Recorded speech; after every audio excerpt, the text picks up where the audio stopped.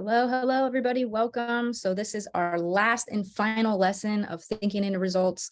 If you're just hopping on, say hello where you're coming from in the chat, and I'm going to get this started. So this lesson, you guys, we're going to be talking about how to magnify the mind. So the mind, as we've learned, is the most powerful force in all creation, right? That's something we've talked about in this class.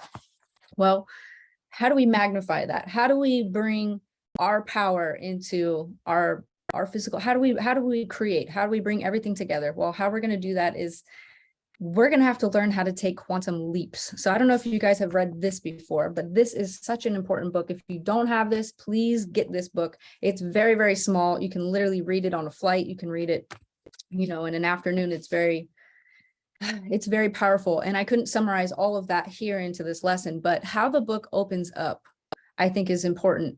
And Damon Coleman, if you're on here today, he came into our office and he actually brought this with him. And I thought that was, pretty crazy because I've always been reading this book. In fact, I couldn't find my copy this morning, but I found it and I had forgotten about this particular copy. And I want to share this with you guys really quickly because. But I found this copy, and this one actually was signed by Bob Proctor. This is the one that he gave me. And it said, "Jenna, you are the best, love and light, Bob Proctor." And I thought, how fitting that I find this and this signature on the very last lesson. So anyway, super cool. But how the book opens up, it talks about a guy that's sitting in a hotel room in Toronto, or an hour from Toronto, in the woods, in a cabin. And behind him, he hears the life or death struggle of a fly that's stuck in the window, and it's just trying as hard as it can. And it's just about dead, but it's running into this window, and it doesn't realize that, its strategy that it's using is just not working, right? Running into the window, no matter how hard that fly tries, it's never going to be strong enough to bust through that window, right? Never. And so what's interesting about the story is all the fly has to do is just fly just a little feet over to the right, and the window's open. It could go outside into the outside world and survive. But the fly is trying harder. And we think always that, if we just try a little bit harder, then we're going to get better results.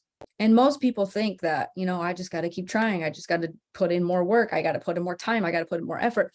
But oftentimes quantum leaps aren't the result of more effort or working harder. Working harder just gives you more of the same, right? So quantum leaps is really all about, how do you multiply yourself instead of add? How do you take a quantum leap? How do you go from, 0 to 500%? Instead of expecting the normal 5 or 10% gain every year, what if you expected 1,000%? HempWorks grew 1,000% in 1 year. MDC did with HempWorks. That's unusual. That's right around the time we met Bob, and he said, "You guys really took a quantum leap. We tried different strategies. We changed our method. We changed our plan. We introduced cannabis into the company. We did something wild, right? We did something crazy that most people thought didn't make sense." And you can take a quantum leap in your business, and it doesn't have to make sense. Sometimes I'm coaching people, I'm talking to them, and I say, "What are your goals?" And they say, "Well, this month I want to hit 5K. Next month I want to hit 10K. The next month I want to hit 25K. Why?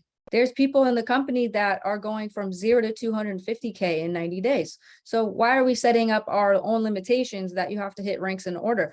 Why don't you just go for the big one and set that as the bar?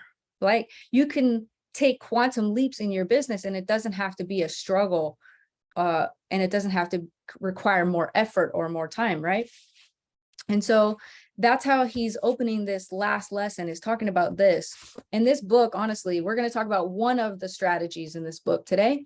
If you want the rest of the strategies, obviously you're going to have to go get it. But one of the strategies for solving our problems, and for maybe coming up with a new strategy that's crazy or unheard of or uncommon, is to build a mastermind. Now, I recently went live about this topic, and it was actually kind of random because I wasn't thinking ahead that I was going to be doing the mastermind training here, but here we are.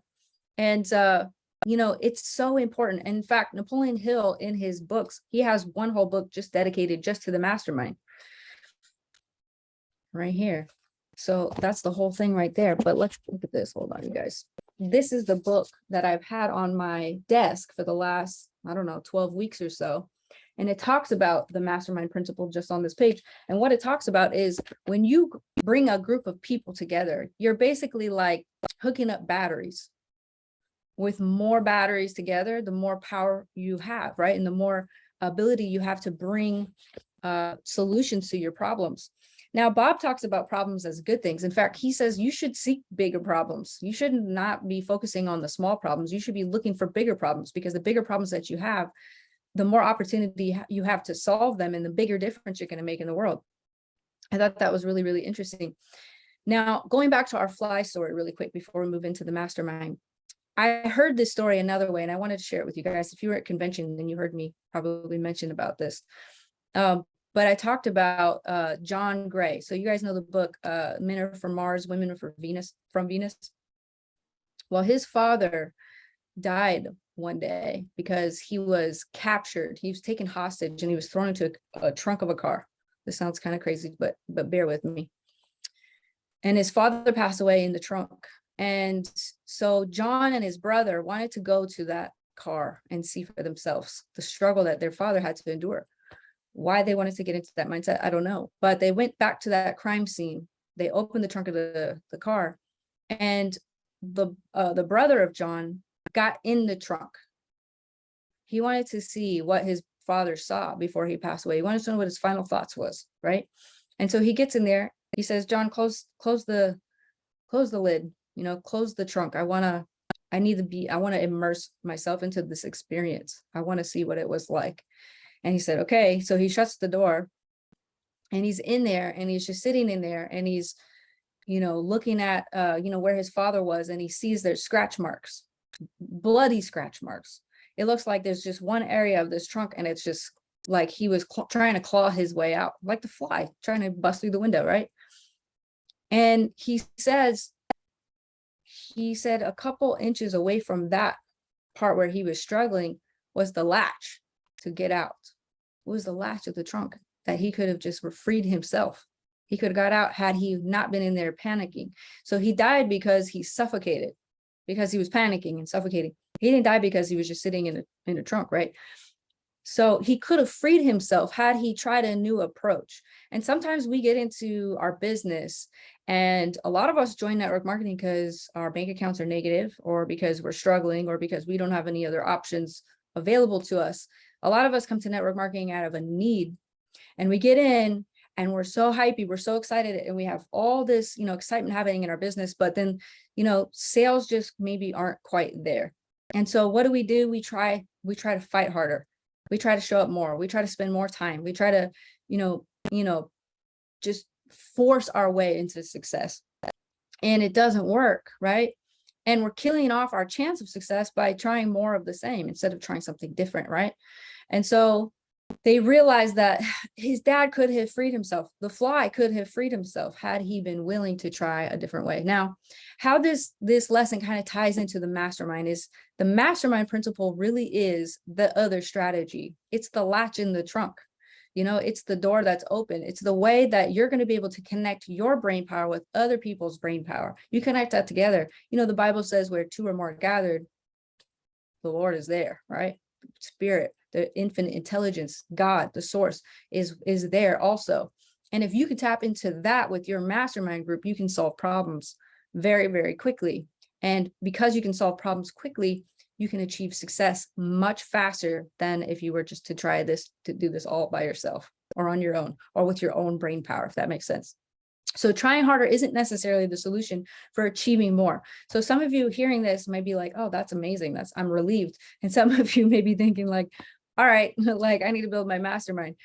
But we are programmed literally to just take logical steps. We never think outside the box. And oftentimes you have to think outside the box in order to become successful. Quantum leaps come without apparent effort. High velocity moves that carry you to dramatically higher performance levels without a time-consuming struggle. And like I said, it seems to violate common sense. So when Bob was in his, heyday, right? When he was really creating his story for himself, for his own success, he was going to conventions and seminars and things like that for the insurance industry. And one time he did a training for Prudential Insurance. Now, he helped this company increase their sales by hundreds of millions of dollars within 12 months. He said he could have wrote his ticket anywhere in insurance industry. Anybody would have paid him anything to come teach, what he was teaching. And so he stood in front of one crowd at one point, and he went up there and he said, hey, you guys, there's no reason why you can't close this year in 5 million in sales. There's no reason. And at the time it was 35, 40 years ago. So that was like a huge number to kind of throw out there at the time. And the whole crowd was just listening. But after that, speech or seminar that he gave, the people went up to him. One guy in particular went up to him and said, Bob, have you ever even sold insurance? And Bob's like, no, I haven't. And he said, well, you don't know what you're talking about. And Bob said, well, the truth is, I really do know what I'm talking about. I just have never sold insurance. And so he said, yeah, but the year's half over. We're already in August. Nobody's ever done any numbers like that before, in our company. And he said, I'm going to teach you how to do what you already know how to do. I'm going to teach you how to close the knowing doing gap. I'm going to teach you a strategy where you can bring all your knowledge and focus and marshal your faculties so that you can actually achieve what you want to achieve.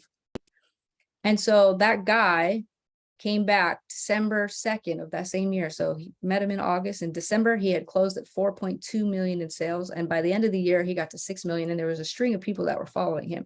They went up by hundreds of millions of dollars, and that cracked the code.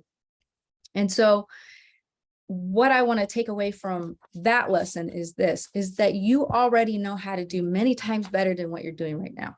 You already have the information. You've already taken the classes. You've already seen all the other thinking into results, right? You've already studied the Robert Hollis trainings. You've already studied some of the Mark Aceta trainings. You already have taken all the notes. You already know the information on what you need to do to succeed. There's enough training videos in your back office that you should have all the information you need right now. You already know how to do many times better than what you're doing. You just got to learn how to close the knowing doing gap. And we covered that, right? I think in lesson 2. And so Bob says, I'm going to show you how to do what you're telling me you can't do. And you're not even going to learn anything new. I'm going to show you how to start to do something you already know how to do. So think about that. If you know how to get to 10K affiliate, but you're a 1K affiliate, well, then let's do it, right? We have to close the knowing doing gap. If you know how to do it, then we just have to do it. We got to step into action, right? We got to take the steps forward. We got to change the strategies, focus on the goal, marshal all the faculties within our mind to make it work, right? How to bring the power within you to the surface. And so that's what this guy learned from that seminar. That's what he learned from these books. That's what he learned from these lessons from Bob, at his seminar. So let's talk about masterminding really quickly before we kind of wrap up our whole series here. So you only need 2 people to create a mastermind, although it is recommending you have about 8. And you probably don't want to do more than 8, definitely not more than 12. Now, I have unconsciously created masterminds in my life, in my personal life and in my business life. But the way Bob has this structured is it's a very detailed formula for how to create a mastermind and how to conduct the meetings for the mastermind. So I'm going to share that with you guys so that you have the information here. Okay. So just to give you an example, my mastermind is Josh for sure. I have a few other people that I consider part of my mastermind. Part of Bob Proctor's mastermind was John Assaraf from The Secret. That was one, the guy with the vision board. He had another, Mark Victor Hansen. He wrote Chicken Soup for the Soul, or one of those books. Jack Canfield, I think, as well. So he has like a few people in his mastermind. So start thinking about who you would have in your mastermind. These are going to be, intelligent people that maybe are really good at one thing, So like if Henry Ford had a mastermind, surely he probably had, the technology part of it, the legal side of it. Like we have a legal team, we have a compliance team. I feel like our company is a mastermind. Each department head is part of the mastermind. One thing I'll say really quickly, Bob says there's only 2 departments in companies, and that's sales and sales support. And without a sale, nothing happens in the company. But alternatively, if you're not supporting the salespeople, nothing's going to happen either. So here's the strategy for the mastermind. And again, it's like hooking up batteries. So if Josh and I ever have a problem, which we always have problems, we're entrepreneurs, we always have problems, and we're always solving problems. So when we get stuck though, we go to people that we think are smarter than us, or at least in some area. And because we're able to pick their brains a little bit, we come up with new ideas. And so that's kind of the purpose behind this. One thing I want to say is this, is you can't form a mastermind if you guys are not in a spirit of harmony with your mastermind. Like if there's one negative person in the group that's like just rolling their eyes, doesn't want to be a part of it. Or if there's somebody in there that's just not all in. I feel like the meaning of getting into the spirit of things is getting all in on it. You guys talk about the spirit of the holidays, spirit of Christmas. What is that? That's everybody's just in harmony. We're blending energies together around one particular cause. Spirit of harmony is blending of energy. You can't blend of energy if there's people in the group that are not for it. They're not in it, right? And so keep that in mind as you're building your group. Spirit of winning, right? The winning spirit. That's getting into the spirit of something. That's bringing all your focus and all your energy into one thing. Okay, so here's the principles for the mastermind. So as you're building your group, no more than 8. If you have more than 8, put it into 2 groups, have different meetings. Bob reads these every time he opens up a mastermind group or session. And he says, even if the meeting's only 15 minutes, he'll still read all of these things. And I'm going to do this too. Our next department head meeting, I'm reading all these, and I'm going to get probably a lot of stares, and it's going to be funny, but we're going to do it because I do believe that these are awesome. So here we go. If you don't have the ability to write all these down, don't worry about that, because you can download this in your back office. All right, here it is. So the start of every meeting, you read this. I release myself to the mastermind because I am strong when I have others to help me. I believe the combined intelligence of the mastermind creates a wisdom far beyond my own. I understand that I will more easily create positive results in my life when I'm open to looking at myself, my problems and opportunities from another's point of view. I decide to release my desire, totally entrust to the mastermind, and I am open to accepting new possibilities. I forgive myself for mistakes I've made. I also forgive others for what have hurt me in the past, so I can move into the future with a clean slate. I ask the mastermind to hear what I really want, my goals, my dreams, and my desires, and I hear my mastermind partner supporting me in my fulfillment. I accept, I know, relax, accept, believing that that working power of the mastermind will respond to my every need. I'm grateful knowing this is so. Okay, so he opens every meeting that way. It sounds a little bit like AA, you guys, but honestly, it's not. It's just so that you set the tone for the rest of the meeting. Because how many of you guys have been in meetings and it's like the meeting is just about the next meeting, which is about the next meeting, and nothing ever gets done? So here's the guidelines so that you don't have meetings that just go nowhere. You want to spend, if it's 60 minutes, then those 60 minutes need to make sense, right? They need to be achieving something. So number 1, we already talked about, but it needs to be between 2 and 8 people, no more than 12. Time is the constraint, and that's why you want to have a smaller group.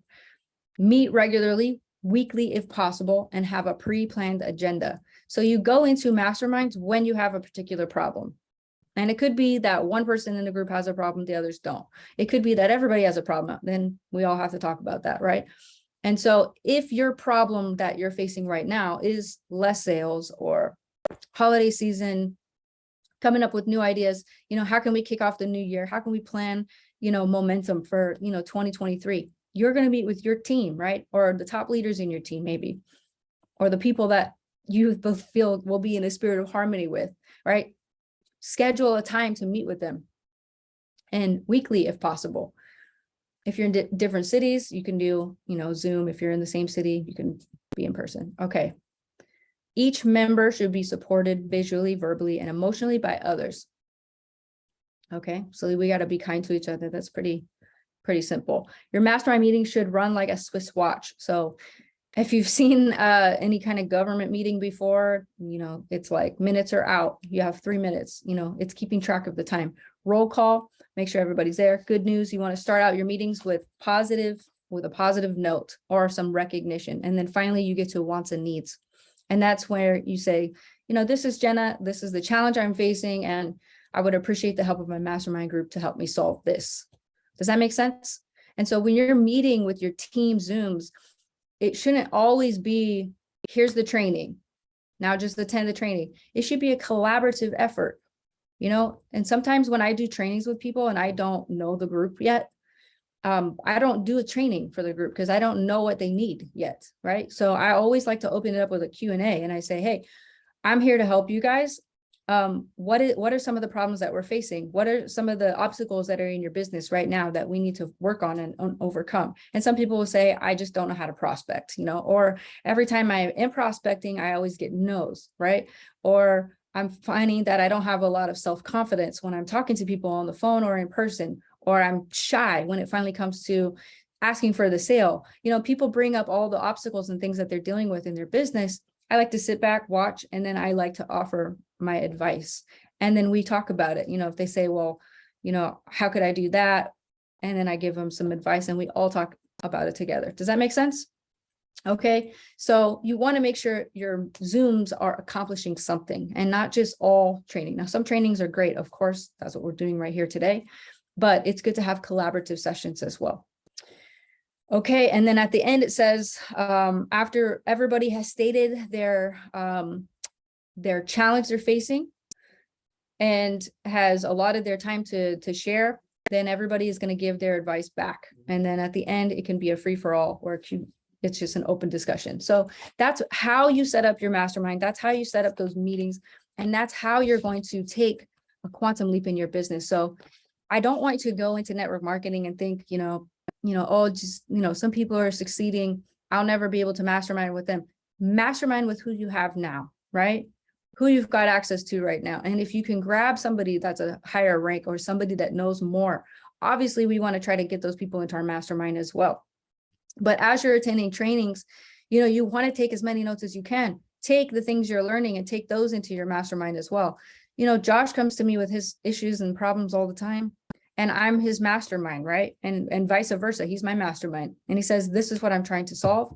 And I'm always saying something out of left field, but it stirs an idea within him. And then he figures out how to solve his own problem. So we want to make sure that we're using these principles effectively. We want to make sure that the people in our group are, the right people in our group. And ultimately, we want to not be afraid to try new things. We have to keep an open mind. Masterminds don't work if your mind is closed, right? And masterminds don't work if you think you know everything, right? Or if you think you know all the answers. You have to really be open to hearing new ways, new suggestions, new ideas for how you're going to accomplish your goals. And so as we go into the new year, as we start January here coming up soon, I think it's really important to meet with our mastermind group before the end of the year. So if you haven't scheduled that yet, you want to schedule that now, because you want to set what your next 12 months is going to look like. Like if maybe you weren't that intentional this year, and maybe next year is an opportunity to be very intentional about what we're going to accomplish and our goals that we would like to set. So have the plan of action.